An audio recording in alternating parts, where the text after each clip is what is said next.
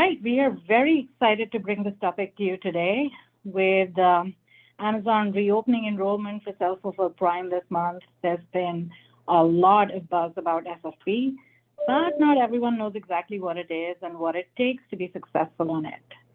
So we have a panel of experts here today with us. We have Manish Chowdhary, the founder and CEO of Cahoot, Daniel Sodkiewicz, who is the CTO and Co-Founder of GeekSeller, and Matt Snyder, the VP of Online Retail at Vari. So our goal here today is that you leave this webinar with a better understanding of what sellers can do to win while selling on SFP. So without further ado, Manish, I'll pass this over to you. Take it away. Thank you, Garma. Welcome, everyone. Really appreciate your time, and thank you for joining. We have an exciting panel here. We've got Matt Snyder from Vari. He is a former Amazonian, and he is one of the early adopters of SFP. He has been doing this successfully as a seller, as a brand for over 7 years. So we're going to hear some battle wounds and battle scars from the trenches. And then we've got Daniel from GeekSeller. Daniel and GeekSeller provide outstanding technology to integrate all the different channels and keeping your inventory orders in sync with your fulfillment. And then you've got myself, Manish Chowdhary, founder and CEO of Cahoot. So we've got a lot of content to cover. And Daniel will also talk about Walmart opportunity in addition to us talking about Amazon SFP. So what's on the agenda today is we're going to cover the basics of Self-Fulfilled Prime and what are the requirements. We will also talk about the changes to the SFP program that just took place on October 1. These changes are very important and very important for sellers to understand the implications. And Daniel will talk about Walmart because Walmart also is a great place to take advantage of free and fast shipping badges. And then we will have plenty of questions from Matt and the rest of the team. We will talk about real world use cases, and then there will be plenty of time, hopefully, for questions and answers. But please keep those questions coming in into the Q&A box. If we can't get to them during this call, we will certainly get back to you afterwards. So the basics for those of you who may or may not be familiar with Self-Fulfilled Prime. This is kind of the high level, what is the Self-Fulfilled Prime program? So most of the folks who are selling on Amazon are familiar with FBA, whereas Self-Fulfilled Prime is very similar to FBA. That is, both of these programs give you access to the Prime shopper. So there are about 130 million Prime shoppers in the US, and getting access to those Prime shoppers is very vital to be successful on Amazon or to achieve your full potential as a seller in terms of maximizing your sales. So what's the difference between FBA and Self-Fulfilled Prime? Folks, please stick around. So if this is basics for you and you already are familiar, we've got some advanced content coming right after this. So Prime, both of them give you access to Prime. In case of FBA, all orders shipped from Amazon warehouses. With respect to fulfillment cost, Amazon charges you a fixed fee per SKU that you know upfront, regardless of where it ships from the Amazon warehouse. Whereas in case of Self-Fulfilled Prime, you are doing the fulfillment. If you have your own warehouses, you can do it from your own warehouses, or if you're taking advantage of 3PL partners, you can ship them through 3PLs as well. As with shipping, the cost varies by zone. That means how far the package is traveling, the weight, the dimensions, unlike FBA, which is a fixed fee per SKU. Storage space, we all know that FBA can be quite expensive, and those rates are going up. And it is still limited with respect to how much space you can occupy in FBA fulfillment centers.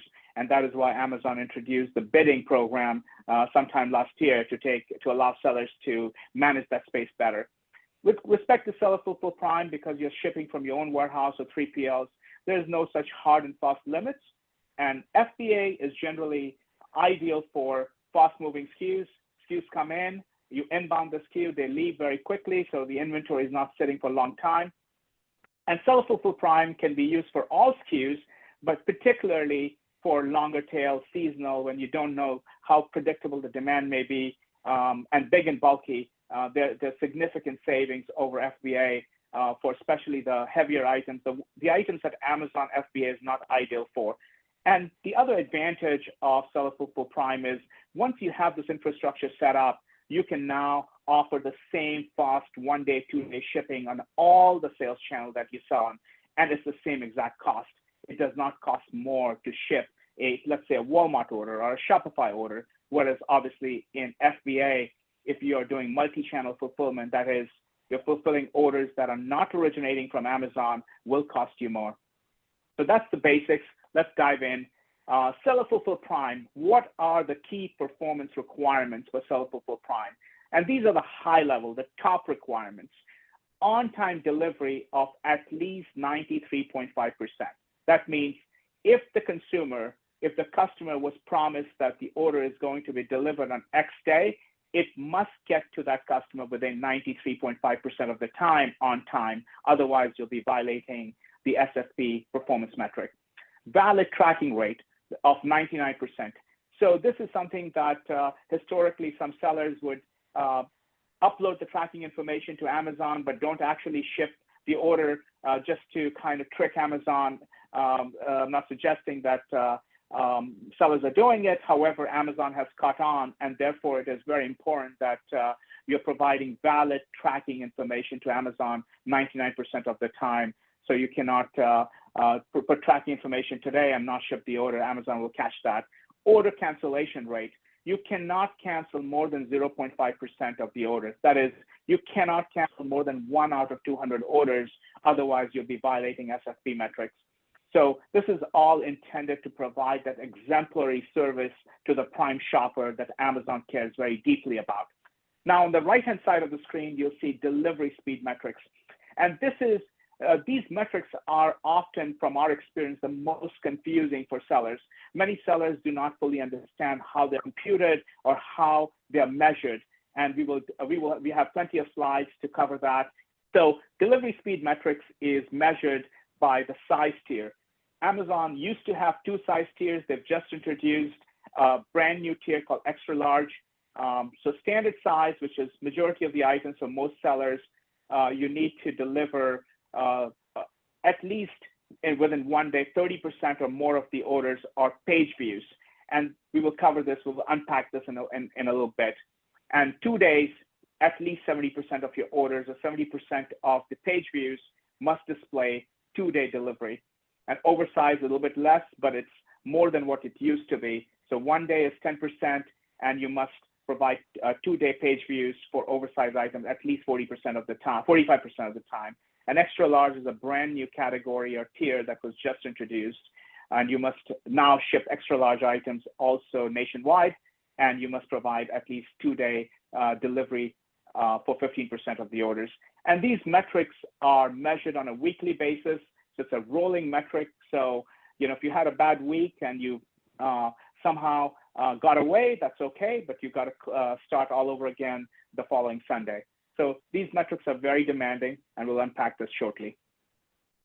So this is one of the most confusing metrics that sellers have trouble grasping. So this is an example of a screenshot from the product details page on Amazon. This is what is displayed to the consumer. So as you can see, this page is offering a 1-day delivery promise. So 1 calendar day promise, order will ship tomorrow. So let's unpack this, what this means. So most warehouses, most 3PLs have a cutoff time for same-day delivery. That means orders received until 2 p.m. will ship that same day, and anything after that will ship the following day. And so this is not uncommon because you also need to arrange for carrier pickups. So this is generally aligned with when the UPS, FedEx, USPS is coming to pick up the packages. You need to have enough time. So 2 p.m. is the expectation from Amazon, or you can be later. So if your warehouse can operate later than 2 p.m., good for you. That is certainly helpful. So in this particular case, if the consumer was looking at the page before the cutoff time, let's say on Monday, then that order can ship on Monday. And if we are providing a one-day promise, that order will arrive on Tuesday. So that passes the one-day page view metric requirement. Now, the same exact order, let's say you were looking at that page at 7 p.m. in the evening, it's obviously, in most cases, past the cutoff time to ship that order the same day. And by the way, you need to configure these in your Amazon Seller Central account. So it's not, all of these cutoff times need to be configured very accurately.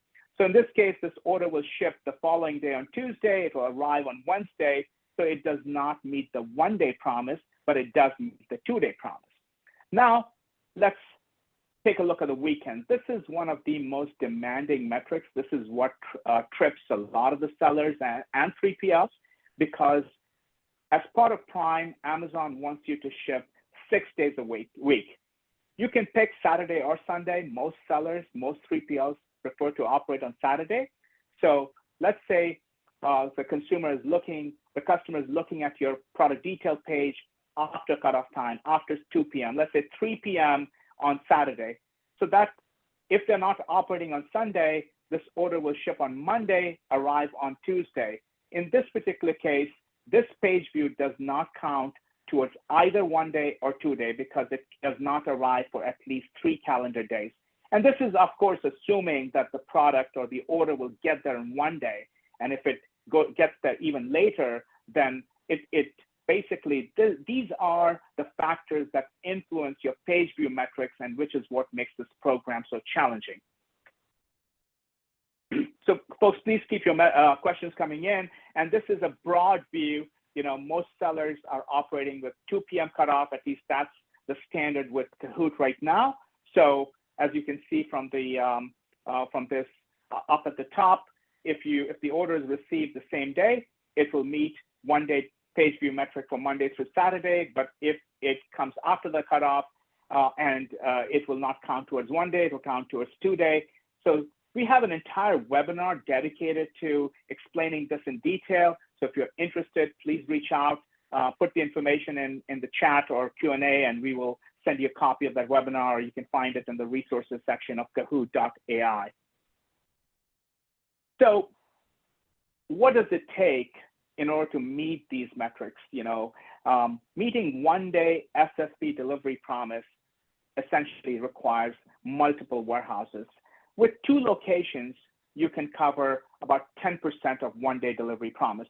But we know that that's not sufficient because Amazon wants you to meet at least 30% 1 day now. That is a requirement. With 4 strategic warehouse locations, and again, I say strategic because these warehouses have to be located where the page views are coming from. And page views come from where the population lives, which is primarily the biggest centers of population are on the coast. So you've got the Northeast, and then you've got California, Southern California, they got Texas, and then upper Midwest, the Chicago region. So if you have 4 strategic warehouse locations, you can meet about 21% of 1 day promise and 42% of the population there. It gets really demanding because to meet the new SFP requirements, you may need as many as 6 to 9 strategic warehouse locations. I know it may sound daunting, but we have tons of information on this specific metric, and you can look this up. There's a link here, but also if you reach out to us, we'll be happy to send you a copy of that webinar.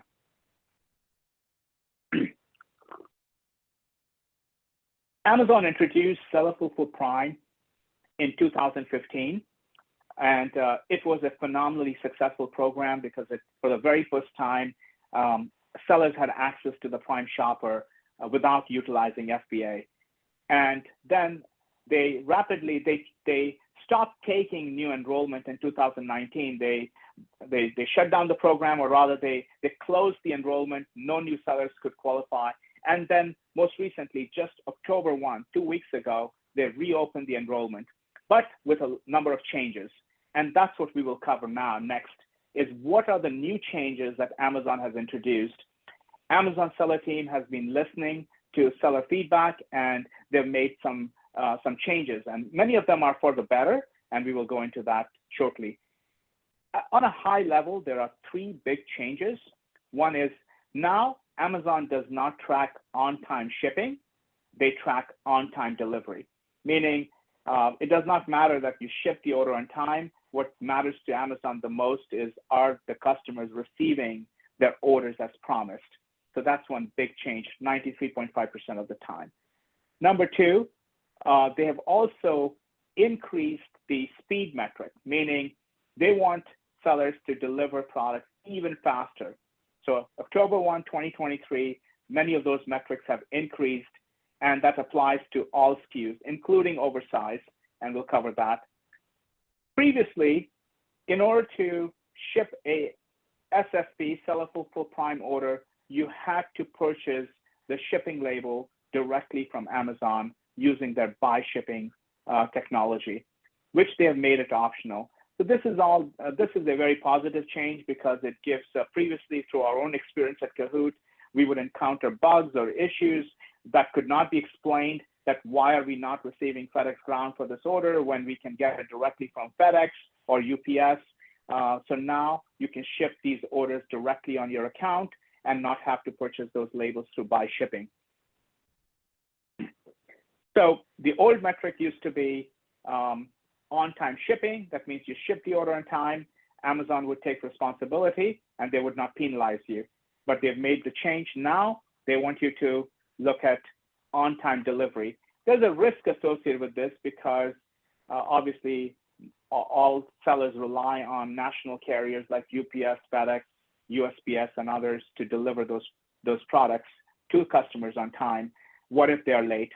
So this is something that yet we don't know how this will play out because many of those scenarios are outside the control of the 3PL. It's outside the control of the seller. However, Amazon has put out this metric that 93.5% of the time you must deliver as it was promised on the product details page to the customer. The second, which is similar, same-day carrier scan, which is same-day shipping, is no longer required. So let's examine a scenario that a customer in Philadelphia ordered the item. Previously, they ordered the item and they placed the order after the cutoff time they had to ship the order to that customer from a far-off warehouse because let's say it's 5 p.m., it's past the New York cutoff time. However, it is still within the California cutoff time.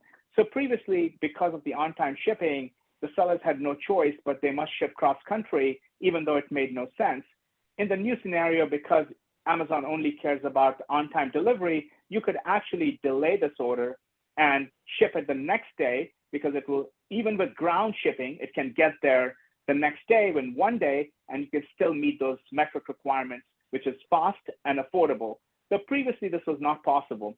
And all of this requires some amazing technology because you have to do this at scale. You have to do this 6 days a week. You need to do it in real time.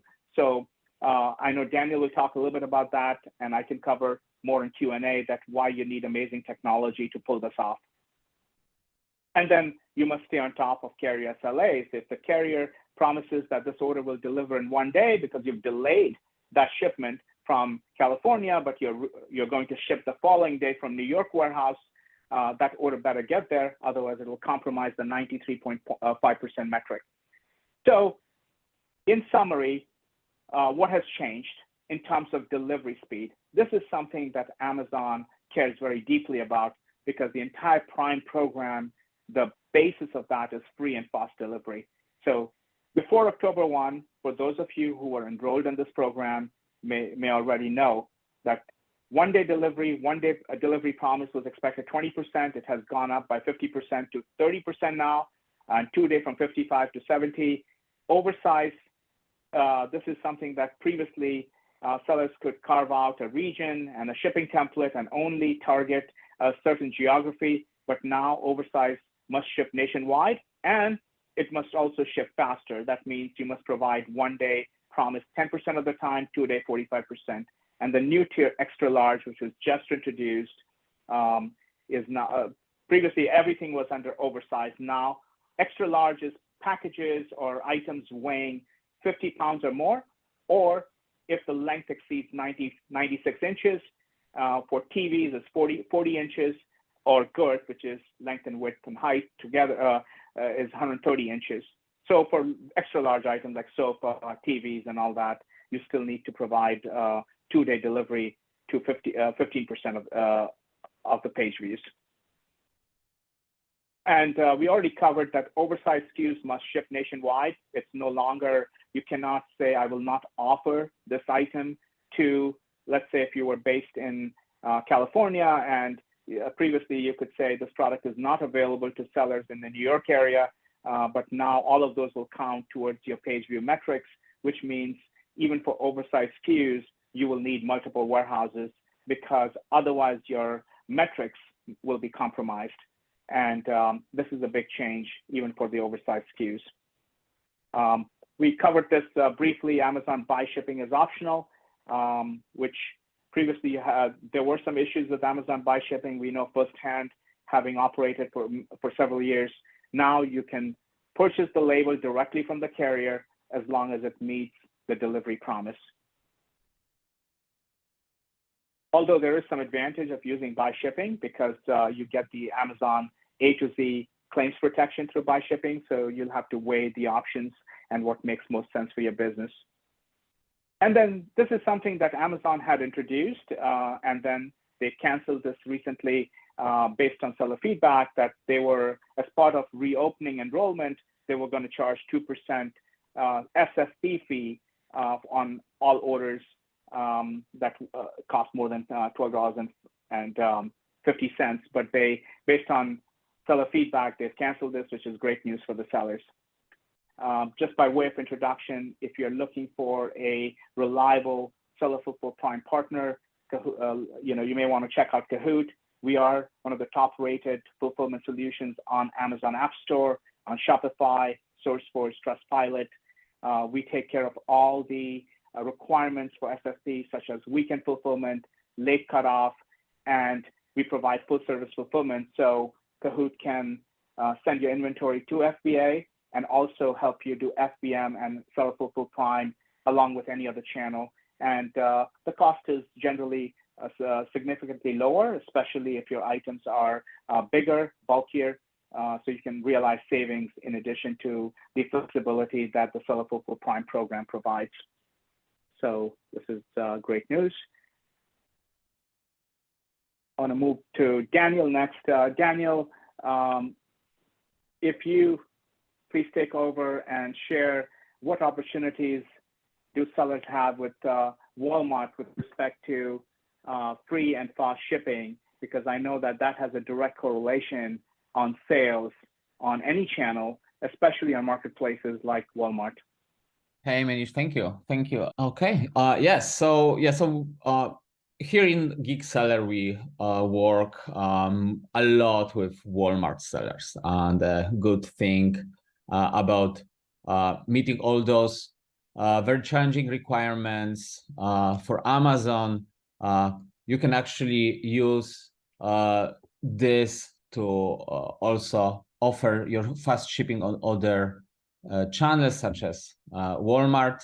And similarly to what happens on Amazon, also on Walmart, on average, you may expect to receive 30 to 50% increased conversion on your products.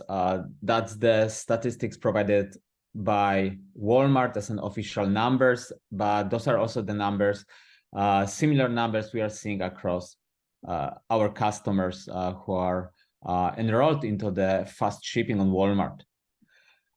Now, at the moment, an equivalent program on Walmart, equivalent to the Prime, are the 3-day and 2-day tags that you can get on your products. For the 3-day, you do not to really request any access to it. For the 2-day, you have to actually contact Walmart and apply to get access to be able to attach this tag to your products. Both of them will benefit your visibility on the website, and and those are the requirements for the 2-day. So again, for the 3-day, you don't have to get approval. For 2-day, you have to meet some kind of requirements prior to be approved. You have to sell for at least 90 days or fulfill at least 100 orders. This is an interesting, actually, that those numbers are very similar to what you can see for Amazon. But one big difference is that actually Walmart cares about on-time shipping. So they actually, they want to see the tracking number by the specific time to be provided to the customer. And again, yeah, you have to meet requirements in terms of the valid tracking numbers. Here, very important thing that, for example, you cannot provide the FBA tracking numbers, right? This is very, it's not permitted to use FBA. That's why, yeah, maintaining your own facilities or working with the 3PL to ship products is really the requirement to use the 2-day. You have to offer free returns and, of course, also pretty low cancellation rate. Now, similarly to what you saw on Amazon, you have to have very clear understanding of the fulfillment times and what does it mean, the expected delivery date. So again, 2 p.m. is the default cutoff time in the settings, but you can adjust this. And there's this mandatory 0 lag time for the 2- and 3-day delivery. So they expect to see the package go to the customers before the cutoff time. Now, a little bit about the how to meet those requirements. It is actually very important to have some kind of to have a technology that supports you with, first of all, making sure that you keep your inventory updated on the marketplaces, especially on Walmart. They're very strict about having the proper quantities to be displayed. And you want to have some kind of automation rules, inventory rules that will decide which order is supposed to be fulfilled with a specific with specific warehouse, especially if you are working with 3PL companies, and on top of this you are using your own facilities. You want to make sure that those facilities, the 3PLs, they receive proper data, that you have correctly mapped names for your shipping carrier, for requested shipping carriers, for the requested delivery dates. And then again, similarly to Amazon, but also very much specific to Walmart, you want to make sure that as soon as the 3PL or your own warehouse gets the tracking number, this tracking number is immediately sent to Walmart. And actually, we also noticed that Walmart provides information about the earliest time you can provide the tracking number. There are actually cases where Walmart complains that somebody provided tracking number too early. So that's also interesting case. So yeah, so having a partner, it's important.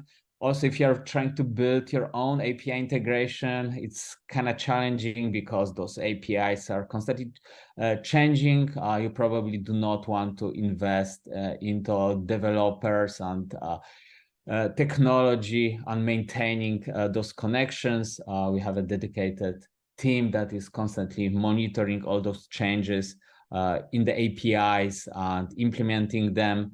We had to go through pretty strict audits from Amazon, Walmart, and other marketplaces to make sure that the API integration is compliant with the requirements of those marketplaces.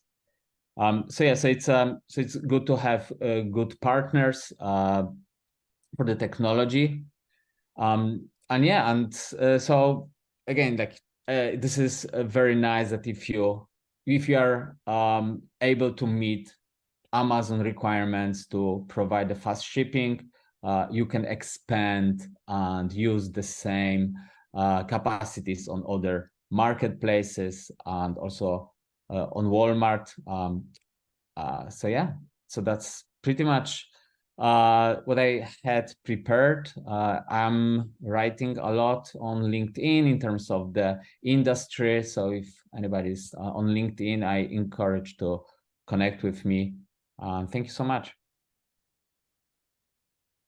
Thank you, Daniel. That was very informative. And last but not least, and we've saved the best for for the last, which is Matt Snyder, who is a seller, a brand, a very successful one, and a former Amazonian. So welcome, Matt.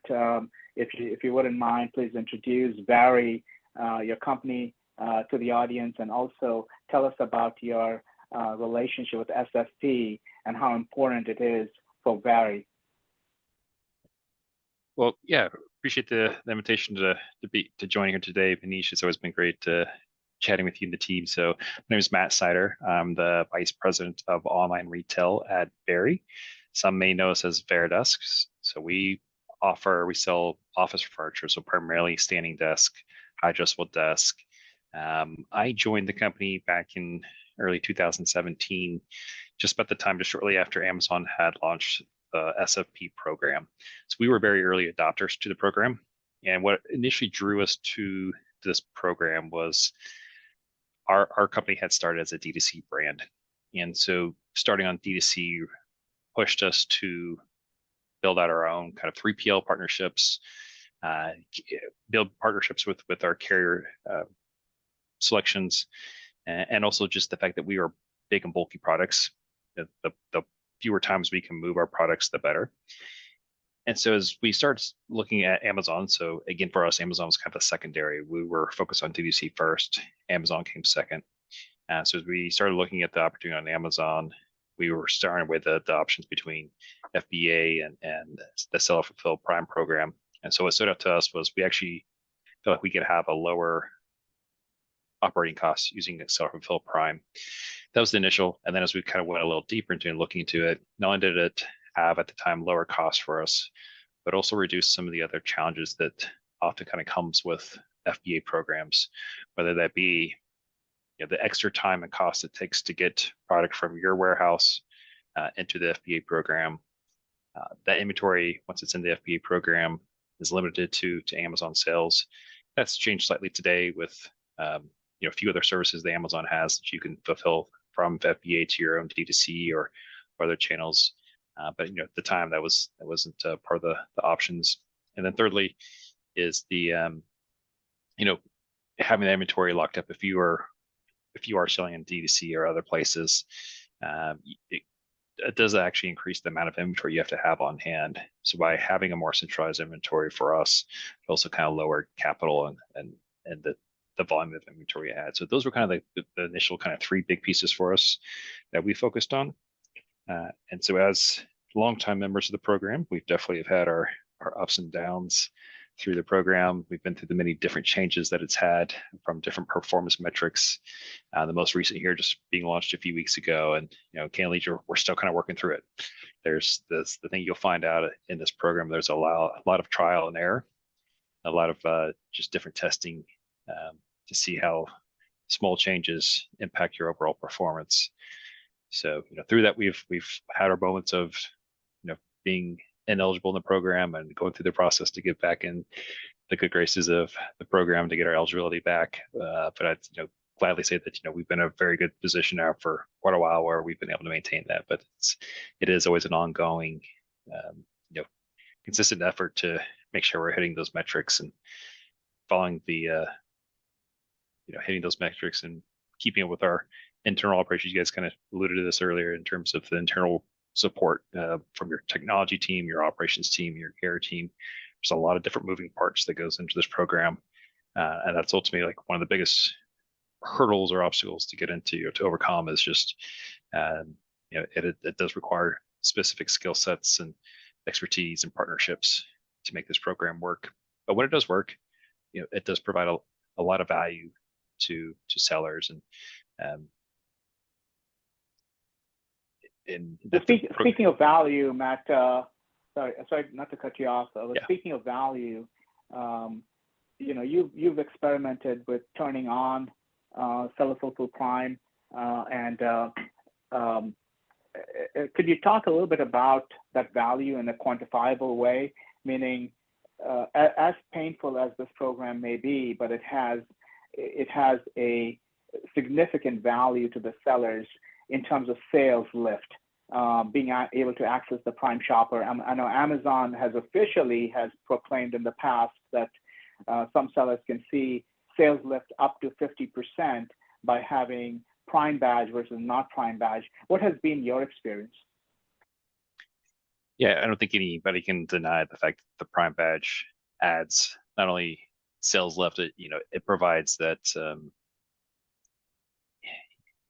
Oftentimes when customers are shopping, if they're a Prime customer, they're either using that filter at the top of the page to only view Prime products, or so if you're not Prime, that makes you ineligible or removes you from the search results. But we also know that just speed makes a big difference when they're making that purchasing decision. So I think this impact is going to vary based upon the product category that you're selling in. For us specifically, within our category, most of our competitors at this point are all Prime eligible. There's a few that are not, just due to certain constraints that, again, being big and bulky products, there's some restrictions that won't allow you to be an FBA. But when we've had our times of turning Prime off, whether that be for weather impacts or other eligibility, things like that, we generally see about 20% kind of swing in sales during that period of time. So it certainly does play a part in our overall conversion and revenue performance. Wow, 20%. That's a pretty meaningful, and especially for a mature, a successful brand like yourself who is selling on many channels. But I know as we were preparing for this call, Matt, the way you all think about Seller Fulfilled Prime or delivery speed is beyond just Amazon channel, and there is a greater purpose behind this distributed inventory and why to do Prime and not go to FBA. Could you share some of your reasons that other brands and other sellers can learn the advantages of this program beyond the sales lift? Yeah, and I think we kind of started talking about this a little bit earlier with Daniel in terms of Walmart. As more and more sellers are going beyond just Amazon today, whether that be Walmart, your own Shopify page, or other marketplaces, the challenge becomes: are you going to continue to enroll in either WMS for Walmart or other alternatives such similar to those in these other marketplaces or your own Shopify? The more that you decentralize your inventory, the more your costs are going to go up. And in this way, if you are looking to expand into more marketplaces and retail channels, once you can centralize those resources, one, it brings down your need for additional inventory. It cuts down on the replenishment time that you have when products do go in or out of stock, and just gives you greater advantage in terms of scaling up and scaling quickly when you're looking to add new marketplaces. So I would say that's definitely one that's often not considered or overlooked when you're thinking about building this out. And again, I think one of the key things when you start looking into this program, there's a lot of questions you need to be asking up front to make the determination: is this a viable approach for us or a solution for us? Because for us it does work. We're big and bulky, but for some sellers and the type of products that they sell, either by price point or by product size, the program won't work. That does mean you shouldn't still explore creating your own type of merchant fulfillment. So I think there's additional values to explore there. But in this case, maybe SFP doesn't work for you because of your price point or size. But I wouldn't let that keep you from still exploring your own merchant fulfillment services to help you expand these other solutions or these other marketplaces. Oh, great point. I mean, there's just-in-time inventory. You can stay leaner with your inventory with Seller Fulfilled Prime because you're not as bound by the Amazon inbound delays, which happens quite a bit, especially in Q4. Many sellers like to do kitting because they want multiple items to be sold together as a kit, which Amazon does not provide those services. You covered big and bulky, but FBA storage fees can be significantly higher. They are 3 times higher in Q4, which is also a factor, and also higher returns. This is something that we hear from sellers almost on a routine basis, that because it's so easy to return the item to FBA, the consumer just finds it so convenient to return, and sellers generally experience a higher return on FBA versus SFP. But Matt, I know you built your own technology infrastructure, and you have multiple warehouses, even though you're big and bulky. Could you chat a little bit about what role does technology and fulfillment partners, what all are the different factors that it takes to pull off SFP metrics and stay successful for 7 years as you have? Yeah, I certainly don't want to overwhelm or dissuade people from pursuing this solution with this response, because there is a lot that goes into it. For us, if you really think about it, the initial step is we got to get those orders out of the Seller Central platform and into our platform as soon as possible. So we have API calls that are constantly pulling those order files out of Amazon, and then that goes. We make about every 15 minutes. Then we're sending those catalog of orders out to our warehouse. So one of the things that we do first before we send out those orders to our warehouse levels gets digested into our program. We are kind of dispatching then based upon where the order is shipping to and based upon where we have inventory. So it makes that determination of which warehouse assignment it's going to. I think is pushed out to those warehouse locations where we have teams constantly pick, packing, and shipping. You kind of alluded to the cutoff times earlier. So 2 p.m. One thing to keep in mind here, this could be a pain point or catch somebody up if they're not paying attention to this. That 2 p.m. is a rolling 2 p.m. And so if this case, if you have, say, like we do, we have 4 locations, that 2 p.m. cutoff technically for anybody in the US would be 2 p.m. West Coast time. So in this case, if a customer is in Florida and it's 1 p.m. West Coast time, that's still technically within the cutoff time because we have a location West Coast. And you kind of pointed out this earlier. We can have that order shipped out of California that same day.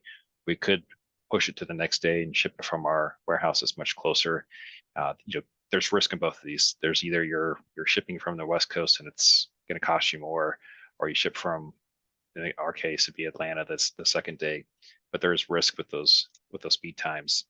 But that's something that, again, as we kind of get into this, there's a lot of these kind of considerations and factors you have to account for, which goes back to the importance of the technology solutions in place. So obviously, once the orders get out to warehouses, it's pick, pack, ship, making sure you got the carriers there on time, picking up, scanning. So all this, if you don't have the right automations and technology in place to make this work seamlessly, I couldn't imagine anybody doing this at scale with like manual processes. So certainly having the right technology partners is critical, but then also having the right partnerships with the warehouse and the carrier. If you think about the second part of this, the warehouse partnerships, we put a higher focus on our Amazon orders than we do our own D2C orders. And so there's a lot of process planning and intentionality that goes into at the warehouse level of how they pick a packet, how they get it ready for the truck. When their carriers come, we load Amazon orders last, so they're at the back of the front of the truck. So when they hit the hub, they're the first to come off, first to get scanned. So every little piece that you can do along the way that can make a small difference of that order, either getting delivered on time or getting delivered late. There's a lot of dependencies on outside sources, whether it be technology, warehousing, or carriers that goes into this. So it's very critical to have those close connections with each of those, and also making sure you have really good oversight over each of those. So as the moment you see something not performing correctly, you can take the right reaction, whether that being turning off your Prime until you get the solutions in place, but then also being able to have that ability to go in and make those corrections with the appropriate party at the time. Makes a lot of sense, Matt. Thank you. I want to open this up to for Q&A now. And while we are getting the questions, Garma, you want to? Yeah, I know we don't have too much time, but I think we can take a couple of questions here. The first one that we have here is, which SKUs make most sense for SFP rather than FBA? I can start with that, and Matt can chime in, and Daniel, if you want to. Big and bulky is a no-brainer because it's cheaper than FBA. That's clearly one of the top categories. Anything perishable, those are also very difficult. Amazon does not accept items that melt in the summer, so you cannot even send those products to Amazon. Anything that requires any form of kitting, any kind of additional pre-work, those items cannot be received by FBA. If you want to run very lean on inventory, that means you don't want to send tons of inventory, which also increases your holding cost, in addition to the inbounding delays and storage limits and the higher storage fees. So Amazon FBA is very, very good for the smaller items that are very cost effective, and if you can send up ample inventory. Matt, if you want to add to that, please go ahead. Yeah, one other consideration I would say is seasonality. I've talked to a few sellers where their peak season is, let's just say, like the holiday season, whether that be maybe like costumes for Halloween, for example, where they have a very, very small window. And yeah, there's some ways now that you can go in and you get excess capacity for FBA, but there's a lot of challenges to do that. And so this is another one of those areas where I probably look at SFP as a, even if it's not a full replacement, it's something to subsidize or help with your FBA efforts for seasonality, or you kind of alluded to the big and bulky. That's typically where we see it, is the big and bulky, and in most cases. But the seasonality would be the other one I would strongly consider. Right. Yeah, and just this morning I was speaking with another seller that sells high-value electronics, Apple iPhones or AirPods, and they don't want that inventory going into FBA. It's easy to get lost, it's easy to return, and the returned items don't come back efficiently. So there's a lot of shrinkage that happens, especially with high volume consumer electronics as well. Garma, we're ready for the next question when you are. The next question we have is, what advice can you give to a seller who's new to SFP or considering doing SFP? Any other tips? I would say before you actually start don't jump into this, get an enrollment, get approval, and try and figure out as you go. Put a plan in place first. There's ways to kind of do a cost analysis of the program. We all know there's the FBA calculator you can use to get your cost. You're going to need to do a kind of cost analysis, unit economics of this before you get started. Go talk with companies like Cahoot. Do exploring out there. Find a couple different options that are available to you out there. Start having these conversations of we talked about technology, we talked about the 3PL and the carrier services. Kind of work through all those processes to understand what your costs are going to be, right? And then you can sit down, do those evaluations. Do that first, so that when you go into Amazon and you get enrolled in the program, you get approval, you've got a 3-month trial period. You have to make sure that you really perform at 100% capacity during that period, because if not, then you're going to get kicked out and you're not going to get back in, right? So it's be diligent before you get started. Make sure you've really done your due diligence of unit economics. You've got your plan in place, and when something does go wrong, because it will, there's always going to be hiccups that happens in this program. Be prepared of how do you react and respond to it. So those would be my key ways of advice to somebody new to the program, and find somebody who's doing it. Reach out to them, ask for their insights and advice, I'm always happy to talk with sellers who are exploring the program and just be there if something does go wrong, to give them some insights to how to look at fixing the issue that they're experiencing. I Great think point. one last And, question. Sorry, go ahead, Garima. No, I was just saying that Cahoot does provide that kind of savings analysis. So the economic analysis that Matt is referring to. So if any of you are interested, please reach out. But Garima, next question. I know we are running short on time. Yeah, just about 2 minutes left. I think one last question that both Manish and Matt can sort of chime in on. What can I look for in a fulfillment partner for SFP? I can take this one. Again, all the requirements must be met. Late same-day cutoff, weekend delivery, weekend shipping, outstanding technology. It is a very demanding program that there is very little room for error. Orders must go out. You must maintain sufficient inventory at the different fulfillment centers. Otherwise, you'll end up paying considerably higher on shipping cost. Even if you have your own warehouse or using 3PL, having great technology and oversight, SFP is not a program you set it and forget it. You have to stay on top of it almost every day. And Matt can probably speak to his large operations team that he has that monitors everything. Despite having a proven 3PL and proven partners, this is requires constant care and feeding. I'll hand it over to Matt for his insights. Yeah, I would say there's probably a small number of 3PLs that are, at the level needed to perform. So certainly recommend you reaching out, speaking with Manish and the team as you're evaluating. Obviously, the questions would be like, are you currently operating or offering SFP to other sellers? If they're not, I wouldn't advise going down that path of trying to be the first to help them figure this out. So if they're offering SFP, more than likely at that point they probably have the solutions in place already for the technology, so it makes it easy for you to kind of tie into their technology solutions to make that simple for you. The third would be like, do they have carrier relationships? The other challenge here is you can still purchase shipping from Amazon. You can use your own carrier, or in this case, if they have a strong carrier relationships already, or they have very good rates, then you can leverage those rates to help you with your cost savings. So those would be kind of the key areas I would look at in my evaluations. Awesome. Matt, thank you. We are out of time, so want to respect everybody's time. And thank you, everyone, for joining.